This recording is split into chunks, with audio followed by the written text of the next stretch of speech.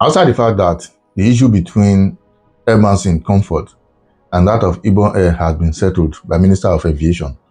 Now, the next thing you are going to see is an eyewitness, somebody who sat on that same plane with proof, making live video, saying everything that happened inside that plane. We know say they don't resolve them, but there's need for everybody to learn from this.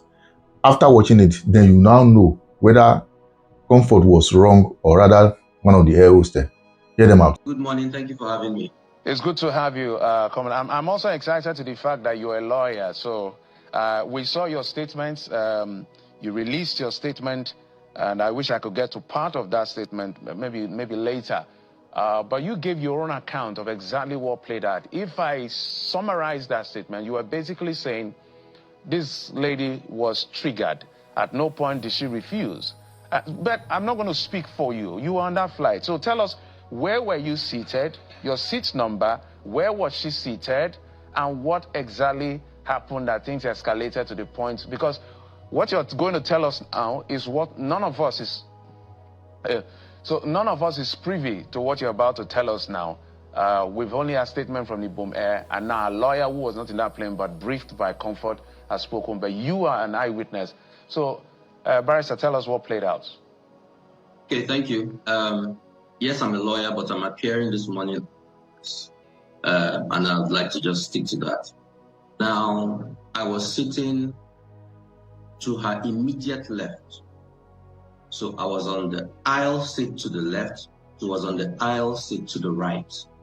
So my seat number was 14B. There was a gentleman to my left who was on 14A. So her own seat number should be either 14C or D. I think the window seat is 14D, while she was 14C on the aisle. So we're right next to each other, and it was a small plane. So I think the distance between us was no more than 2 feet. Yeah, so I heard everything. I saw all that transpired. And yes, she was triggered. Even though the lady, the air hostess, the second air hostess who was speaking to her, was directing all her instructions to her, just me sitting down there, I actually felt humiliated myself, just looking at the way the lady was being spoken to. To be fair, ibomair instructed very clearly. The first air hostess that came instructed very clearly, no airplane mode, no airplane mode, switch off your phone. After takeoff, then you can put on and put flight mode. So it was very clear. The first air hostess addressed us on the emergency exit road protocols. After she did that, she spoke to Miss Emerson and said, please switch off your phone. She told her twice, and then this first air hostess left to continue her duties. The second air hostess, who is the one blocking exactly who is being shown now, that second air hostess now came towards us in the emergency exit and stood, even from her posture, see that she came for trouble. You know, and Miss Emerson had been fiddling with her phone. I noticed she was trying to do some stuff, I don't know. And so she told her again, switch off your phone, switch off your phone. And Miss Emerson said clearly to her, I heard it. She said, please, the buttons on my phone for switch off are not working. They are not working, so I don't know how to switch it off. And the woman said, no, switch off your phone. So that back and forth went on. So at a point, that's the second air hostess said, look, you're even using an iPhone. So you don't need a button to switch it off. So the lady said, okay, I don't know how to do it. Can you do it for me? And she said, I'm not touching your phone. I'm not touching your phone. Just switch it off. She said, I don't know what to do. So the lady now said, okay, go to settings. And when you go to settings, go to general. So the girl was holding and said, see, please, I can't understand what you're saying. I can't read. I don't know what you're saying. You're saying where I should go to. The woman, the second air hostess now told her, I don't have time for your nonsense. Please just switch it off. She said, okay. Mr. Martin now asked, can you spell the general? So the air hostess started actually saying G, okay, G, then E. So that was the point that the gentleman on my left and I said, come on, what's going on? You know, calm, don't speak to her like this. Let's, you know, the second air hostess did not even acknowledge her. She didn't even look to my side to even see that someone was speaking. So at that point, I asked the gentleman to arrive. I said, please, can you just help this lady? You know, I don't use an iPhone. I've never used an iPhone, so I'm not too familiar with settings and all of that. So the gentleman to arrive now took the phone and started trying to sort it out. So when that was going on, Miss Emerson started talking to the second air hostess. I said, why are you embarrassing and you like this? Why? I mean, why? And then the air hostess told her, you better keep quiet now. If you say another word, I will deal with you. That was when Miss Emerson flared up and started cursing. I cannot say the things that she was actually saying because the language was very flowery and X-rated, I can't say. So that was when this second air hostess said, okay, you proceed. And then she left and went towards the front of the airplane. She never came back. At least I don't recollect her coming back through the aisle throughout the flight. So that is exactly what transpired. So after that happened, the gentleman to the right switched off the phone or whatever it was he did. And a couple of passengers tried to say, switch off your phone, don't risk our lives, blah, blah, blah. And then we told them, no, that's not what happened. She never said she wasn't going to switch off her phone. She was trying to switch off her phone. She said she had issues switching it off. And so the passengers calmed down and we took off. So that is what happened. But it was clear, at least to us on the emergency exit row, it was clear that there was a problem here. She needed to be handled very well. Because this lady kept simmering throughout the flight. She was cursing. I could hear her because I was right next to her. She was really upset. She felt as if these people are just against me. And why? She said she bought this ticket with her own money. So why should they treat her like this? That's what she was saying, and that's what I'm hearing. And I can't tell you what the other thing she was saying because they were really nasty. But she wasn't directing to anyone, but she was just talking. So it was clear that she was angry. And the second air hostess, the aggressor, kept checking, kept peeping to see how things are going at our end throughout the flight. I noticed it. So the passenger by my side, as we're approaching landing, we're like, God help us, so let's get out of this plane before anything happened. And we were saying it in jest, but we also knew that something was off.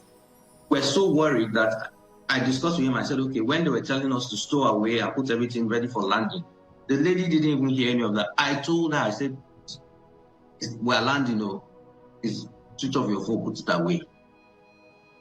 Then the second air hostess, the first air hostess, the very polite and amiable and professional one came, helped her to stow away, helped her take her purse, put it in the cabin on top, and was very professional.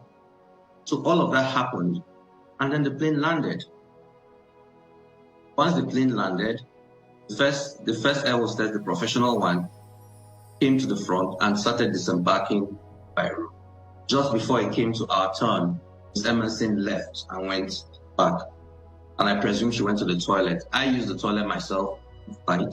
And I noticed that the only apartment at the back is the toilet. There isn't even an apartment, cabin crew and all of that like regular thing. This one is just the toilet. That's the only.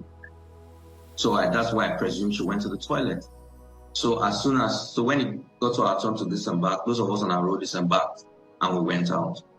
And totally forgot about the hooks part until the videos and all came. So that's what happened. This is what I heard. This is what I know happened. Issue of airplane mode. That didn't come up, at least I didn't. So, Mr. Ogebe, first of all, if I heard you correctly, you said Ms. Emerson said she couldn't read. She was even asking that general be spelled. Oh, yes. That is what happened. So whether she meant that she couldn't see properly or she couldn't read as in wasn't literate, I don't know. But that's what she said. And the second L started spelling. Okay, G, okay, E. That's what happened.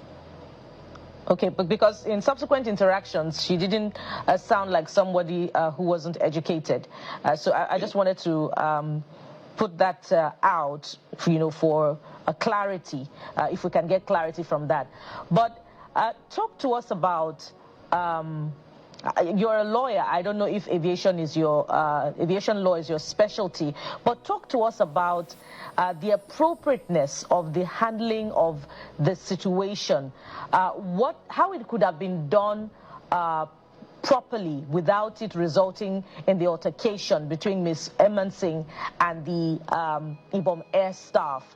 How should they have handled it if they were going to read her the implications of what had happened and how it could have been better managed, so to speak?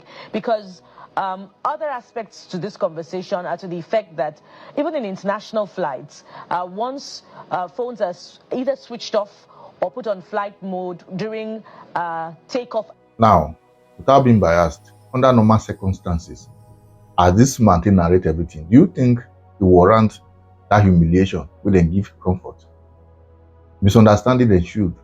Somebody who happens to be a co-passenger collect the phone, pull the phone off.